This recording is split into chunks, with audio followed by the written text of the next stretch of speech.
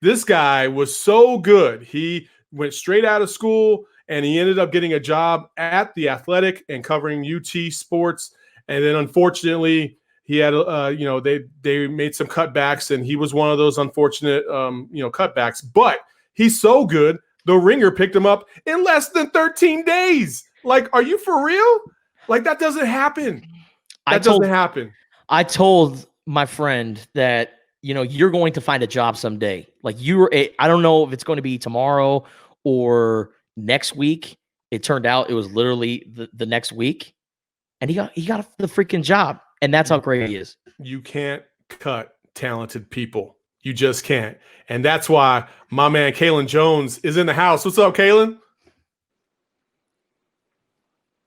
Kaelen, can you hear us? What's good, guys? How are you doing?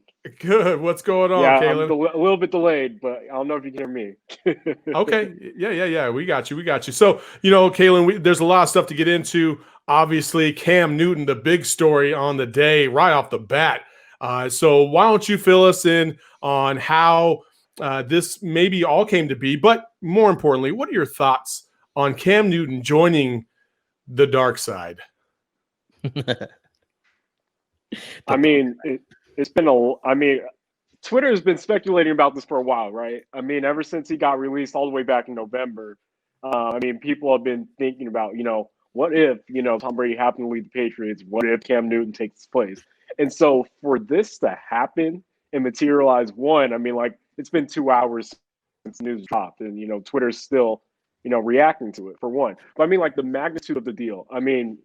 Just the fact that you get a former MVP, in one with Bill Belichick, as you mentioned, this is literally the dark side. They are a machine. And even last season, New England's offense, even with Cam Newton, outside of him, the pieces aren't all that great. If we're being real, Julian Edelman's the number one, Nikhil Harry, Mohamed Sanu, that's not the most, intimidating receiving course. But that being said, their defense was otherworldly last season. Literally, I believe New England ranked second in total DVOA, and then we're first or second, I believe, in defensive DVOA, which is absurd. And really, when you think about it, throughout the entire Tom Brady tenure in New England, Bill Belichick's defense have been elite. And that's really been, the backbone of everything that they've been able to do. Adding this, kind of offensive weapon, with Josh McDaniels, we'll see what they're able to do. Because, I think like the video you're playing right now, there's the chip on Cam Newton's shoulder. He's got something to prove this year. It's a bad shoulder, but it is a chip. And so we'll see how good he can come back and play this season. You mentioned Josh McDaniels and obviously Bill Belichick. They have a lot of things that they could possibly do for Cam. First of all, can I just say that I am happy for Cam that Absolutely. He got this opportunity. I thought it was kind of, it was wrong that he didn't get a job before so many other lesser qualified quarterbacks. Let's just say it that way. But why? I don't know. It goes back to that shoulder injury. It goes back to that shoulder injury. Like you're talking about, his shoulder has not been good, since 2017. And so that's really been the issue. Even with the foot injury, I think what happened in 2018 or 2019, that isn't as big a deal when you're talking about a guy who relies on arm strength the way that Cam Newton does. When it comes down, especially pushing the ball down the field, that's what he's hung his hat on as a quarterback. So, Kaelen, what do you think a culture like New England's can do for a guy like Cam Newton and maybe somewhat revive a little bit of his career and get him back into the Super Bowl? It definitely can be a good fit. Obviously Cam Newton is more, I guess, not boisterous, but he's out there. He definitely is himself. And I know that with Belichick's system and his culture, it's very much everyone fits into what we are doing as the Patriot way. Everyone follows orders and everything follows suit. I think it's going to be a good marriage just because of the fact, again, the talent and what you're able to do with that. And I think Cam Newton understands what he's capable of, what he hasn't, been able to do in his career so far. That's missing is the Super Bowl trophy. He's been there before. But I think now when you look at the pieces, granted, again, the offense isn't all that great, and him himself is not fully healthy, or we don't know how healthy he is. But he's never going to get a better opportunity than this. So I think the motivation plus, being in the right place at the right time, I think that's going to be a good fit. Moving along from Cam Newton and even the NFL, I think we can lump college football and the NFL maybe a little bit together. I know money wise, it's quite a bit of difference, but when we're talking about possible seasons, what are your feelings right now? If you had to predict, is there going to be a college football or an NFL season this year? What would you say?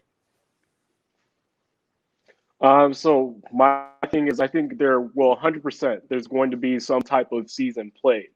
I think it's also 100%, or not maybe 100%, I put a 50-50 chance for both that they either get stopped, postponed, staggered some point, just again, because of the outbreak and the pandemic. When we talk about like how contagious this disease is, I mean, you look at the Clemson team, for example, being in a state where, Carolina was out here reopening a little bit earlier than other states.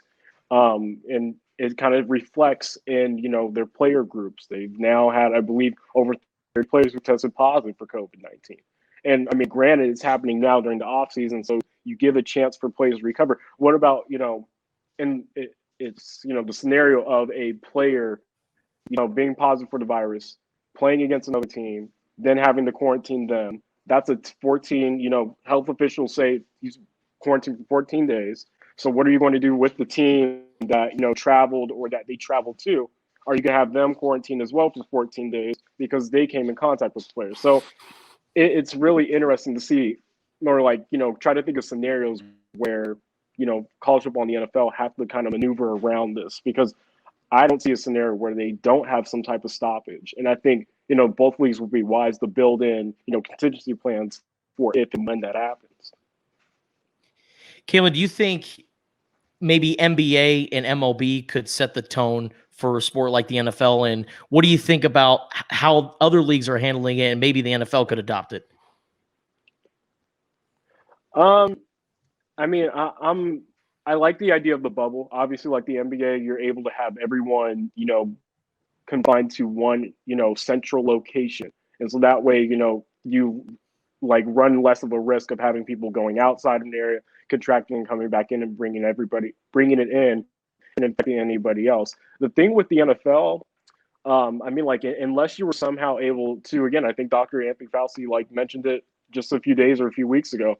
Like, you mentioned how the only ideal scenario is if you're somehow able to have these teams all confined to one area without them traveling and going out. And it's unrealistic for one to expect college football players doing that. Maybe you could do that with the NFL because they're unionized, and I guess like the teams are smaller with their official roster count. But that being said, like, I don't think that is ideal. I mean, the benefit that college football and pro football have is that they only play once a week, as opposed to baseball and basketball, who have to play several times a week. So if a key player, let's just say a quarterback, were to come down with COVID, there's a legitimate chance that they only miss one game, as opposed to 2 or 3 or 4. Whereas in the NBA or baseball, you get COVID and you might be out for 10 to 12 games. You know what I mean? Yeah. So there is a big advantage for football. I think that gives them a little bit more time in between to assess what's going on with Absolutely. it and adjust on the fly. Whereas with basketball and baseball, it's like day to day. They don't have any buffer period in between games. So it's going to be interesting to see how that plays out. Real quick, one team has already canceled their 2020 season, Division II Morehouse, a historically black college.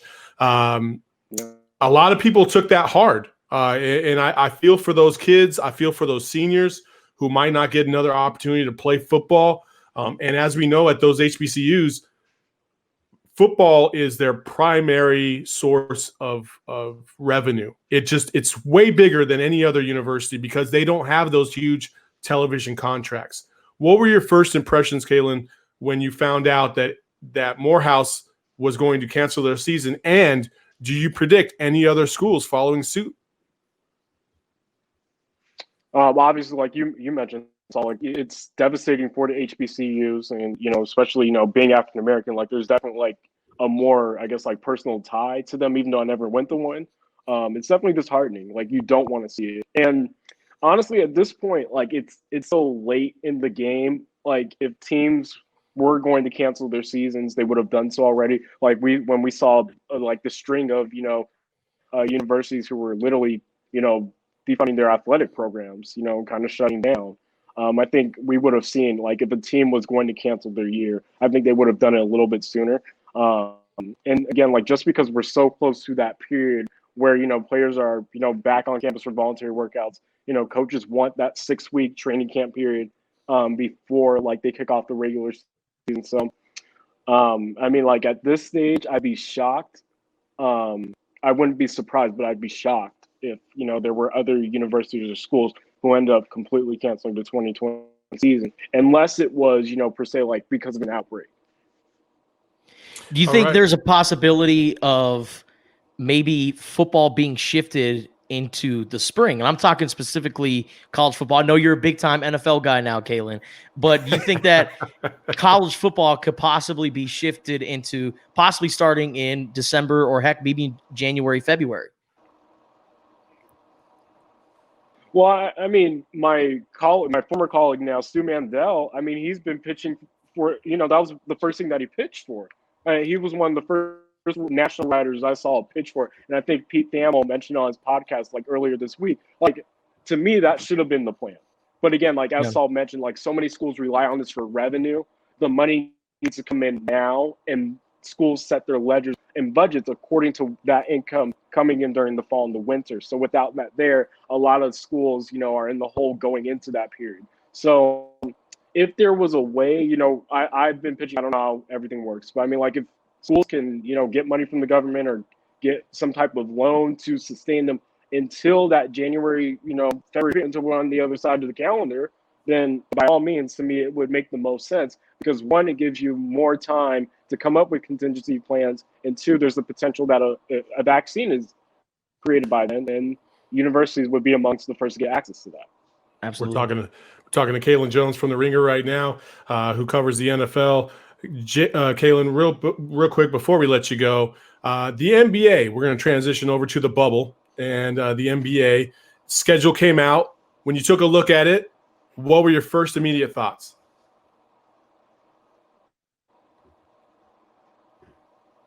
Oh man, like you mentioned it earlier, how if one person catches COVID and the potential for them to be out for so many games, like I can't help it. Like my first thought was, man, if someone catches COVID, they literally will miss a round of the playoffs, which is crazy to think about. But I mean, it's crazy to think about, man, because like the Lakers, I think they got to be the favorites at this point. Them or Milwaukee going into this.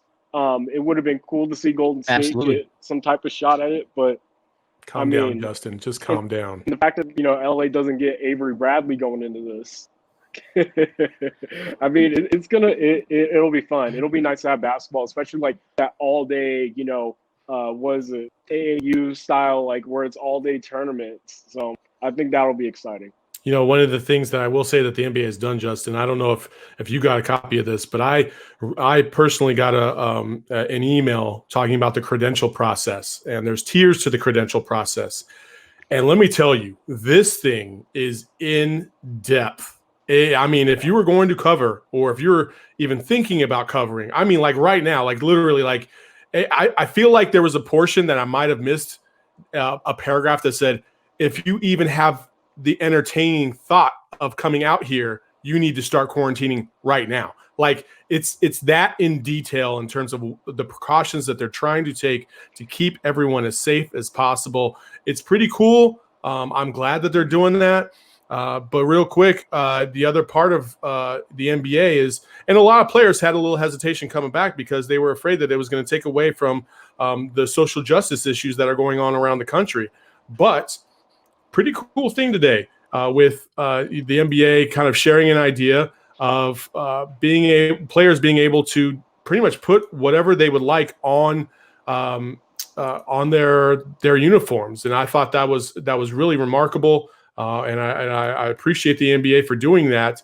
And you can see an example right here as like Giannis might put George Floyd on his.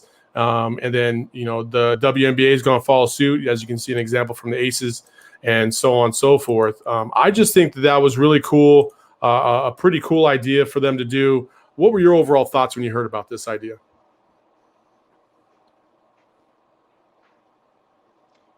Yeah, so like I think one of the first things I saw was like Angel McCoughtry from the WNBA. Like I think this was like actually her idea for the WNBA, that the NBA is actually material. So it's dope to see them take it and really implement it. So that was the first thing I saw. But you know, as you mentioned, saw like, you know, for the NBA to do this when they've always been, you know, amongst, you know, the leagues out of all the major male sports leagues, they've always been at the front of, you know, social justice movements and, you know, kind of, you know, thinking of others, if we're going to be frank, as opposed to, you know, individuals. So push society forward.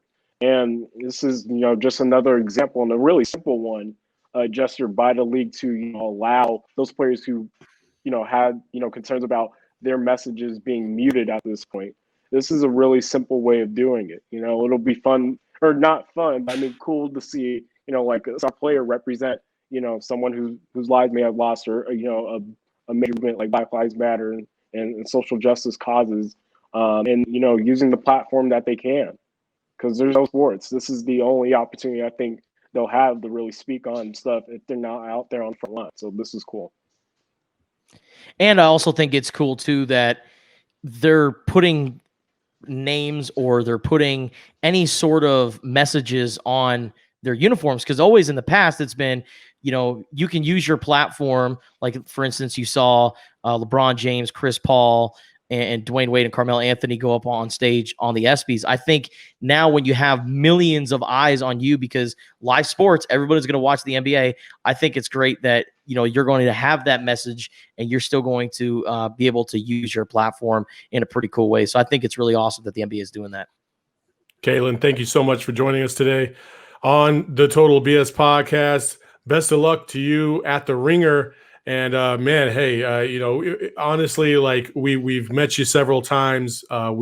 It feels like we've all been kind of colleagues because we work so close together. We're right at the highway and stuff like that. And we've shared some pretty cool sports moments, at least on our end. And so we wish you the best of luck despite your sparky-dom. And yeah, Justin, do you have anything else to add to that? No, I think, you know, Kaelen's going to do amazing things at the Ringer. Hey man, I'm glad it. No, sorry. I've always, you know, I've always admired Kaelen and his work ethic and what, you know, what he does. I mean, he is very talented and he is just so driven. I think he's going to move mountains at the Ringer. We always know the Ringer to be kind of like this basketball / entertainment media outlet, but as they continue to beef up their coverage in other sports, I think Kaelen is the right man. I highly recommend you give this man a follow on Twitter, social media. Like just follow his work, because Kaelen's very special.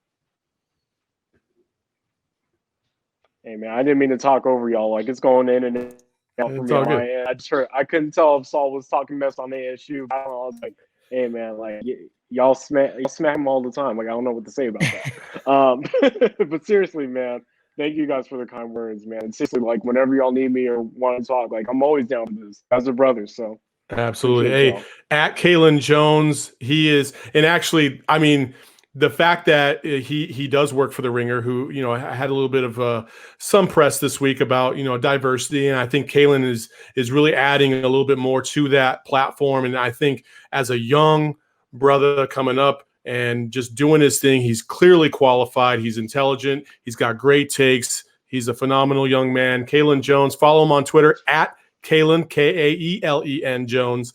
And yeah, enjoy. And don't tell us that we didn't tell you so. Thanks a lot, Kaelen. Appreciate y'all. Mr. Kaelen Jones right there joining us on the Total BS podcast.